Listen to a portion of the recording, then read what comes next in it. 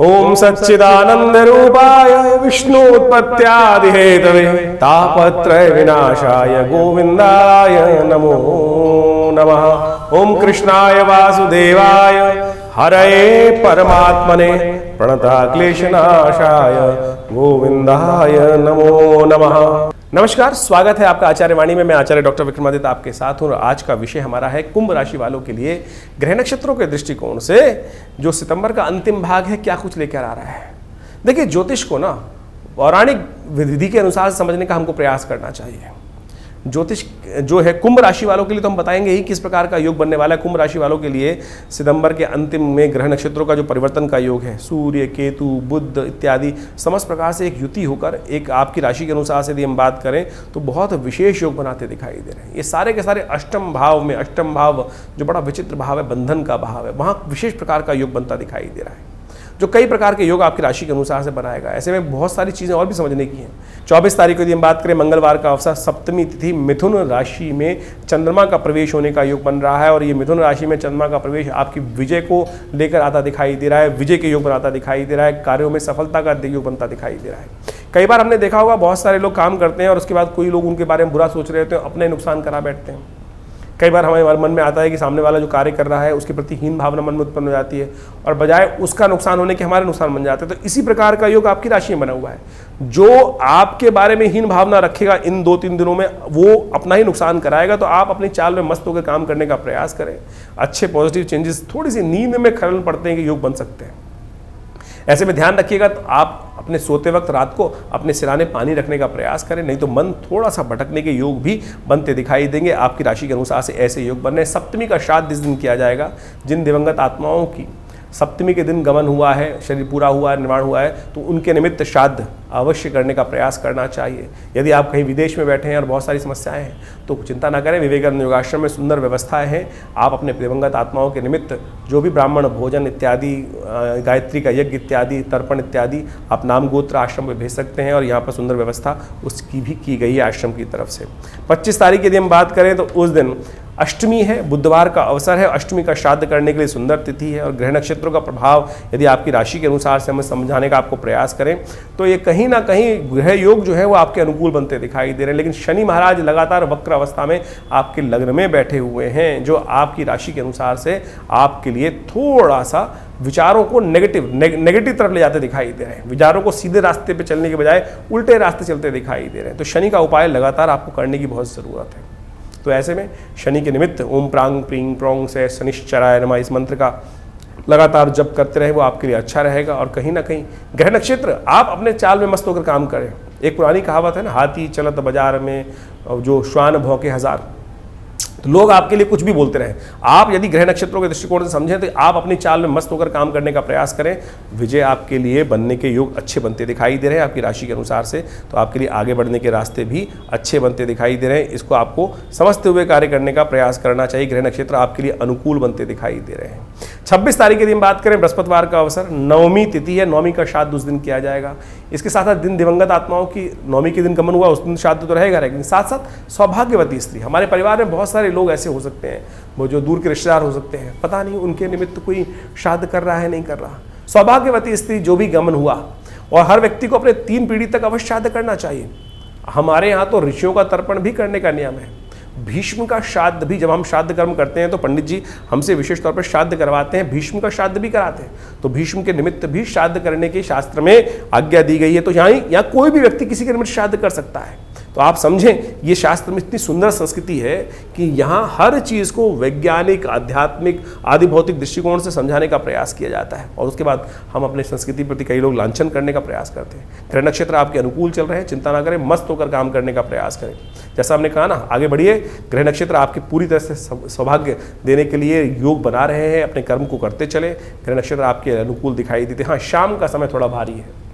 शाम के समय ग्रह परिवर्तन का योग बन रहा है। थोड़ा सा कहीं ना कहीं इमोशनल सेटबैक, थोड़ा सा एंजाइटी थोड़ी सी बढ़ाने के योग बन सकते हैं। तो अच्छा ये रहेगा कि अपने माथे पर तिलक, पीले रंग का हल्दी का तिलक करने का प्रयास करें।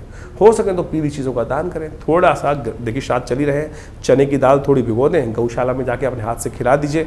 उससे कुछ ना कुछ भार, ज्ञान, सही मार्ग प्राप्त करने के योग बन सकते हैं। 27 तारीख शुक्रवार का अवसर, दशमी तिथि है। दशमी का श्राद्ध उस दिन किया जाएगा। ग्रह नक्षत्रों के दृष्टिकोण से थोड़ी सी वरीज थोड़ी बढ़ती दिखाई दे रही, स्वास्थ्य का ध्यान रखने की जरूरत है। इमोशनल पॉइंट ऑफ व्यू से अपने आप को थोड़ा दृढ़ रखते हुए कार्य करने का प्रयास कीजिएगा। हो सकता है छोटी छोटी बात मन को थोड़ा सा कहीं ना कहीं आपको हिला सकती है, ये ऐसे ध्यान रखते हुए कार्य करें। अननेसेसरी के पैसे खर्च होने के योग भी आपकी राशि के अनुसार से बनते दिखाई दे रहे हैं। थोड़ा सा स्वास्थ्य का ध्यान रखें, इम्यूनिटी को बढ़ाने का प्रयास करें। गौ पूजन करें, सबसे श्रेष्ठ है। गाय के अंदर समस्त देवताओं का वास होता है। शास्त्र में कथा आती है कि गाय का पूजन करने से समस्त देवताओं का पूजन हो जाता है। कथा ये है वास्तविक तौर पर कि एक बार राक्षसों का आक्रमण हुआ, राक्षसों ने पूरे धरा को व्याप्त कर रखा था। अब क्या हुआ कि देवता काज आके छुपे, तो समस्त देवता गौ के शरीर में प्रवेश कर गए, और उस दिन से ये कहा गया कि गाय के अंदर समस्त देवताओं का वास होता है। जब राक्षस वहाँ उपस्थित हुए तो उन्होंने देखा आसपास कहीं देवता दिखाई नहीं दिए, गाय चल रही थी, गाय पे कौन आक्रमण करे। हमारे यहाँ संस्कृति के दृष्टिकोण से इस बात को, गाय निरीह प्राणी है बड़ा, कि कहाँ उस पर कोई हमला करेगा सोचे। लेकिन आज ऐसी कुछ स्थिति उत्पन्न हो गई है जो गौ हत्या की तरफ भी लोगों को प्रेरित करते दिखाई दे रहे हैं। ऐसा निरीह प्राणी जो जीवन को जिलाने के लिए अपने दूध तक को समर्पित कर देता है, तो सोचे उस गौ माता के निमित्त हम श्रद्धा भाव रखें, ये उपाय कर लीजिए, गौ पूजन कर लें, आपके लिए अच्छा रहेगा। दशमी का श्राद्ध इस दिन है, जैसा हमने आपको बताया। दशमी के दिन जो दिवंगत आत्मा है उनकी आत्म शांति के लिए इस दिन श्राद्ध किया जाना चाहिए। 28 तारीख शनिवार एकादशी तिथि है, और शनिवार युक्त एकादशी का योग बन गया है। बड़ा सुंदर योग है, 2-3 बार से ऐसा योग बन रहा है, क्योंकि शनि इन दिनों आपकी राशि के अनुसार से समझें कि वक्री चल रहे हैं, और साथ साथ 7.5 का योग भी चल रहा है। और एकादशी के दिन सुंदर उपाय करके शनि को मनाने का सुंदर उपाय भी कर सकते हैं आप। और इन दिनों शनि जब 7.5 चल रही होती है ना, तो कहा जाता है कि किस्मत भी खुलने वाली हो तब भी शनि महाराज उसका कहीं ना कहीं प्रभाव रोक देते हैं। सत्य रहते हुए, दृढ़ रहते हुए कार्य करने की ज़रूरत है। शनि महाराज का थोड़ा उपाय लगातार आपको करते रहना चाहिए। अभी 2 साल करीब करीब है आपके लिए 7.5, 3 साल तक 7.5 और रहेगी। अभी तो मध्यकाल 7.5 का चल रहा है, तो ध्यान रखते हुए कार्य करें। तो विशेष तौर पर शनि को मनाने का आपको प्रयास लगातार करना चाहिए। शनि को मनाएं, सदा सुख पाएं। सबसे अच्छा तो ये रहेगा कि हनुमान चालीसा का पाठ करें। साथ साथ कोशिश करें तिल का दान, तिल से यज्ञ, तिल के तेल का दान भी कर सकते हैं। इससे भी आपके लिए शारीरिक कष्ट को दूर करने का, शारीरिक कष्ट के लिए ग्रह अच्छे नहीं है इस समय। तुला दान, तिल का दान, तेल का दान, ये सब करना आपके लिए समस्त रूप से कल्याणकारी रहेगा। 29 तारीख यदि हम बात करें, रविवार का अवसर, द्वादशी तिथि है, और सिंह राशि में सुबह 5:37 पर चंद्रमा का प्रवेश होगा, और ये आपके लिए नए उत्साह का वर्धन करने का योग बना सकता है। जैसे सिंह आ जाता है ना, तो एक शक्ति का राजा आ जाता है, तो एकदम सुरक्षा और शक्ति का भाग, यानी जैसे किसी भी जगह में काम कर रहे हो, बहुत सारे लोग बैठे हुए, वहाँ राजा आ जाए तो क्या होता है, सब अलर्ट हो जाते हैं। इसी प्रकार से सिंह राशि में प्रवेश करते ही आपकी राशि के अनुसार से चंद्रमा आपके अंदर नई शक्ति का संचार करने के योग बना सकता है। ऐसे योग 2-3 दिन के लिए अच्छा है। अच्छे मोटिवेशन से नया रास्ता, मनोमस्तिष्क में नया विचार प्राप्त होने के योग आपकी राशि के अनुसार से आपको स्वयं बनते दिखाई देंगे।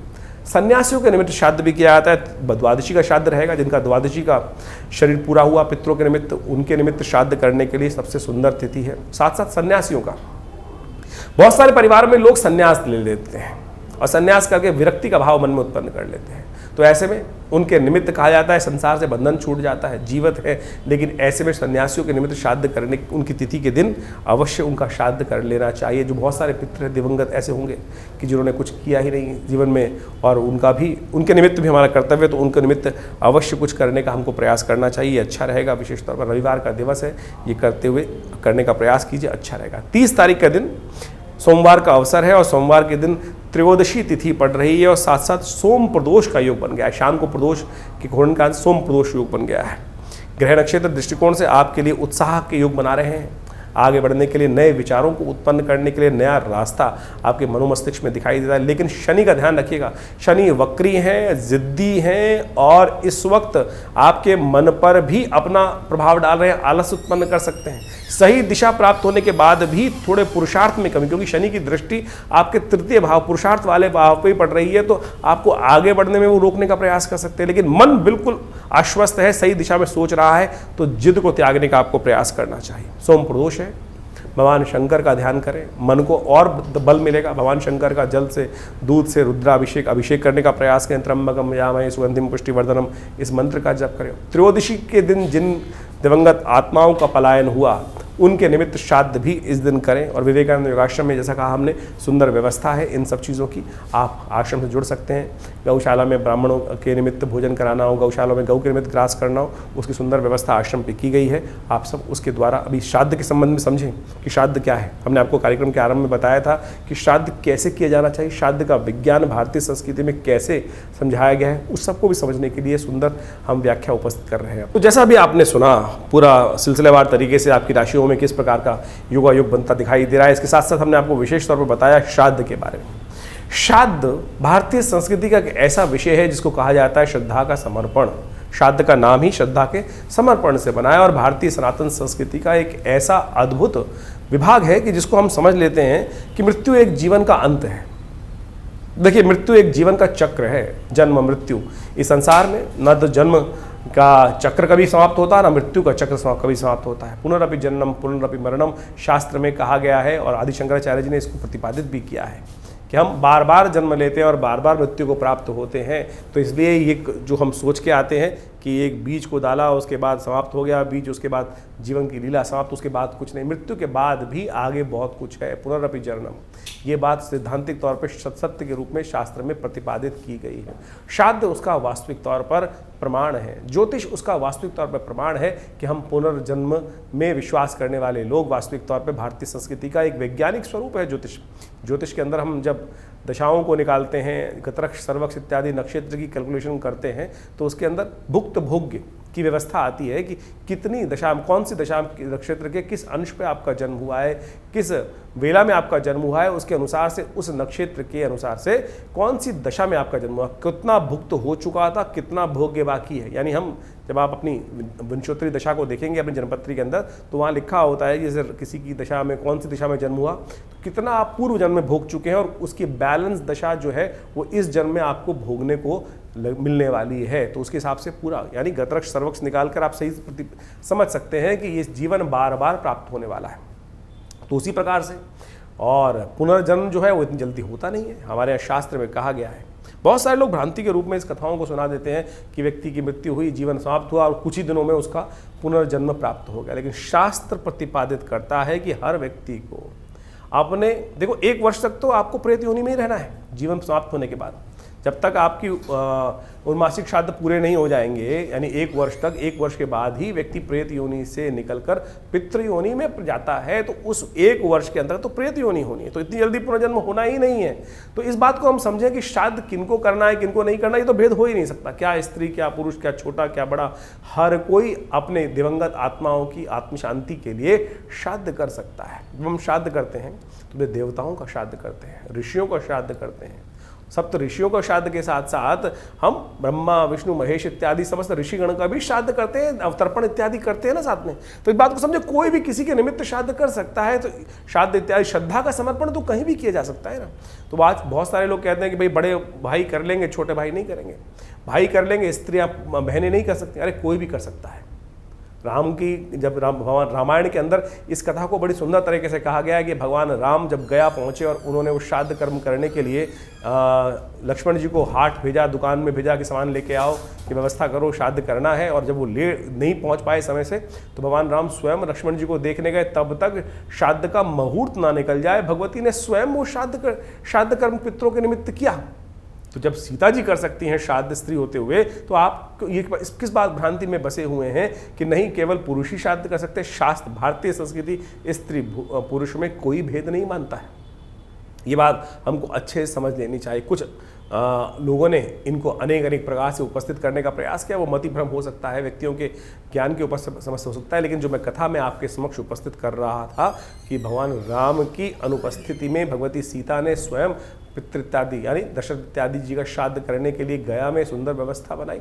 तो आप भी कोई चिंता ना करें इस बात को, विशेष तौर पे हमें अपने पितरों के निमित्त श्राद्ध करना चाहिए। कई लोग ऐसा कह देते हैं गया का नाम आया है तो हम गया में जाके पिंड छुड़ाया है, उसके बाद आगे करने की आवश्यकता नहीं है। अरे वहाँ के महात्म्य वर्णित है कि इतने सुंदर स्थल है कि यहाँ पर पितृ को मोक्ष प्राप्त करने का सुंदर रास्ता बन जाता है, उसकी आवश्यकता नहीं होती। लेकिन ये तो आपका श्रद्धा का समर्पण है। जब तक आप हैं तब तक अवश्य अपने पितरों के निमित्त 3 पीढ़ी तक पिता, पितामह, परपितामह यानी 3 पीढ़ी तक अवश्य हमको अपने समस्त लोगों का श्राद्ध करने की कार्य करने का अवश्य प्रयास करना चाहिए। मध्याह्न काल शास्त्र के लिए सबसे श्रेष्ठ है, यानी जिस तिथि को मध्याह्न काल में हो, उस तिथि जो मध्याह्न काल में जो व्यापनी हो उस तिथि, उसी में उस दिवंगत आत्मा जो गए हैं उनका श्राद्ध किया जाना चाहिए। यदि आपको ज्ञात है कि किस समय उनका गंतव्य हुआ, उस समय प्रत्यक्ष रूप से कौन सी तिथि विद्यमान थी, उस तिथि में चाहे कृष्ण पक्ष है चाहे शुक्ल पक्ष है, तो इन श्राद्ध आश्विन के श्राद्ध के समय में पितृपक्ष के दौरान उनका अवश्य तर्पण। और श्राद्ध में क्या क्या करना चाहिए?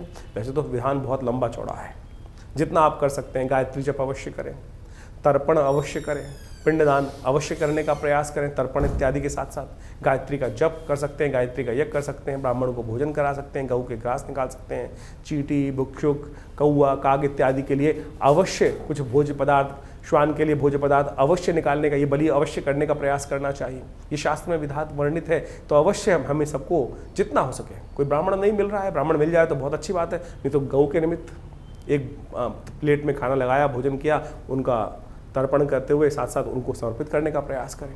और कोशिश ये करें अवश्य श्राद्ध के साथ, नहीं व्यवस्था हो पा रही तो कोई चिंता नहीं, आप 2 केले भी दान कर देंगे तो भी आपके पितृ आपको आशीर्वाद। बहुत सारे लोग पितृ दोष से समस्या उत्पन्न कर लेते हैं कि पितृ दोष हो गया कुंडली में। अरे पितृ दोष नहीं होता, पितृ ऋण हो सकता है। आप अपना कर्म नहीं करोगे तो पितृ ऋण के रूप में आपके जीवन में वो भार चढ़ता चला जाएगा, ब्याज दर ब्याज के रूप में आपके जीवन में वो ब्याज दर ब्याज, वो ऋण चक्रवर्ती ब्याज की तरह परेशान कर सकता है। लेकिन पितृ आपसे रुष्ट हो, ये बड़ी विचित्र बात लगती है कि पितृ रुष्ट हो गए। बहुत सारे लोग बोलते हैं पितृ रुष्ट। अरे माता पिता किसी से कभी रुष्ट हो सकते हैं क्या? ये सोचें कैसी विडंबना हमने डाल दी कि पितृ लोग कह देते हैं, ज्योतिषी जन्मपत्री दिखाने के पास गए और उसने भ्रांति मन में उत्पन्न कर दी कि आपके तो पितृ रुष्ट हैं। अरे पिता, माता पिता किसी से रुष्ट नहीं होते, आप उनका उपहास भी कर दो तब भी वो तो, लेकिन दोष है, वो इस प्रकार का दोष है कि वो आपको प्रकृति माफ नहीं करती। आपको पितृ आपके रुष्ट होना, लेकिन प्रकृति आपको उस जो आपने गलत कर्तव्य किया है वो ऋण, वो भार आपके ऊपर अवश्य चढ़ जाएगा, वो आपको ध्यान रखना चाहिए। तो ये बात प्रकृति के दत्त है। तो आप एक बात ऐसे समझे कि कोई पिता, किसी व्यक्ति ने, बालक ने पिता का उपहास भी कर दिया, शायद पिता उनको माफ कर देंगे, लेकिन वो प्रकृति जो है, वो कर्म का सिद्धांत जो है, वो आपके ऊपर भार के रूप में विद्यमान हो जाएगा। उससे हमें समझना चाहिए। एक छोटा बच्चा यदि पिता के ऊपर खेल रहा हो, पिताजी के ऊपर कुछ विष्टाबित कर देगा, तो क्या पिता रुष्ट हो जाते हैं? माता पिता तो रुष्ट बिल्कुल होते ही नहीं कभी। जब प्रत्यक्ष नहीं हुए तो अप्रत्यक्ष रूप में जाकर हाँ दुखी जरूर होते हैं। घर में उत्सव चल रहा है, आपने गाना बाना सब कुछ किया, सब कुछ करा, लेकिन अपने पितरों के निमित्त कुछ एक थाली निकाली ही नहीं, उनको याद ही नहीं किया। अरे जिनके बिना हम जी नहीं पाते थे, जिनके बिना हम चल नहीं पाते थे, उनको इतनी विस्मृति हमने भुला दी कि हम उनको भूल जाते हैं। तो हमारे यहाँ भारतीय संस्कृति परंपरा है कि सबसे पहली थाली उनको, उनके पितृ के निमित्त निकाल कर, मिन्स कर और किसी गरीब व्यक्ति को दे दिया। इतना ही तो करना है खाली, और कुछ नहीं तो जल दे दीजिए भाई। हर नित्यपति तर्पण यही नहीं श्राद्ध के अवश्य करें, पितृ निमित्तिक श्राद्ध बोला गया है। निमित्तिक श्राद्ध, शास्त्र में 12 प्रकार के श्राद्धों का वर्णन आता है, और जो पावर्ण्य श्राद्ध इस वक्त हम पर्व में कर रहे हैं, पक्ष में कर रहे हैं, वो पावर्ण्य श्राद्ध के अंतर्गत आता है। और पावर्ण्य श्राद्ध के साथ साथ और ये समझे कि हम सब नैमित्तिक श्राद्ध भी तो करते हैं। नित्य प्रति श्राद्ध करना चाहिए, नित्य प्रति तर्पण करना चाहिए, नित्य प्रति जल देना चाहिए। जैसे सूर्य को जल देते हैं, उसी प्रकार से अपने पितरों का ध्यान करते हुए ये देव तीर्थ है, आगे वाली उंगलियां ये पितृ तीर्थ है। अंगूठे और पहली उंगली के बीच का जो तीर्थ है, यहाँ 1 लोटा जल लेकर तर्पयन्ताम तस्यै सुधा तस्यै सुधा तस्यै सुधा। यदि स्त्री है तो तस्मै सुधा, और पुरुष है तो तस्मै सुधा तस्मै सुधा तस्मै सुधा। ये 2 देवियों का प्रादुर्भाव किया गया है ब्रह्मा जी के द्वारा। स्वाहा नाम की देवी यज्ञ की आहुति देवता तक पहुंचाती हैं, और स्वधा नाम की देवी आपके द्वारा अर्पित किया गया जो जल इत्यादि है, भोज्य पदार्थ इत्यादि हैं, वो आपके पितरों के तक पहुंचाती हैं। तो इसको अवश्य करने का प्रयास करना चाहिए।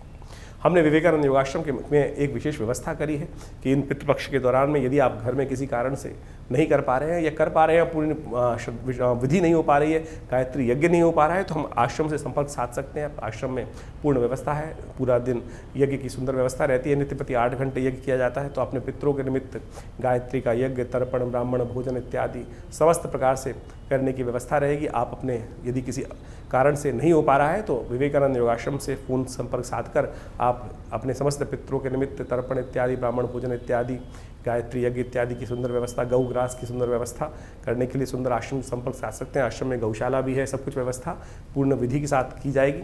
तो आप सब इन सब श्राद्धों में ऐसा ना करें कि हम सब लोग केवल ये परिपाटी भूल जाते हैं। बहुत सारे लोग तो क्या है, नई गाड़ी नहीं खरीदेंगे, नए वस्त्र नहीं खरीदेंगे, नया कुछ और समस्याओं कर देते, इतना करके बस छोड़ देते हैं।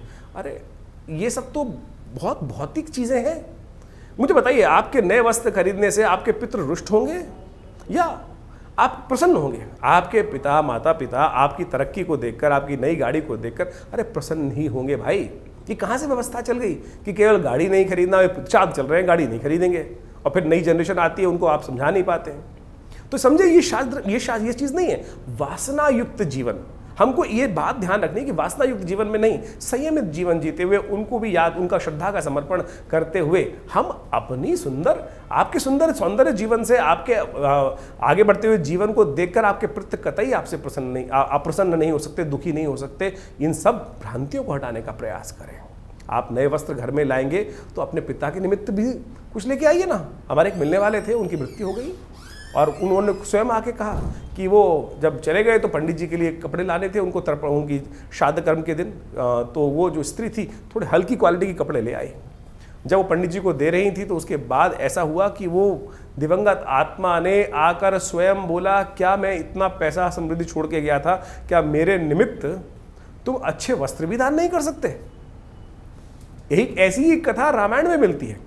कहा जाता है कि भगवान राम जब अपने पिता के श्राद्ध करते हुए ब्राह्मण भोजन करा रहे थे तो भगवती को उन्होंने बाहर बुलाया। वनवास की स्थिति थी, भगवती नहीं आई बाहर, तो भगवान राम ने ब्राह्मण जी को भोजन कराने के बाद उसके बाद उनसे पूछा भगवती से कि आपको बुलाया, आप आई नहीं? बोले जब आप भोजन करा रहे थे तो मैं साक्षात देख रही थी कि यहाँ पर स्वयं हमारे पितृ उसी रूप में विद्यमान हैं और उनको भोजन करा रहे हैं आप।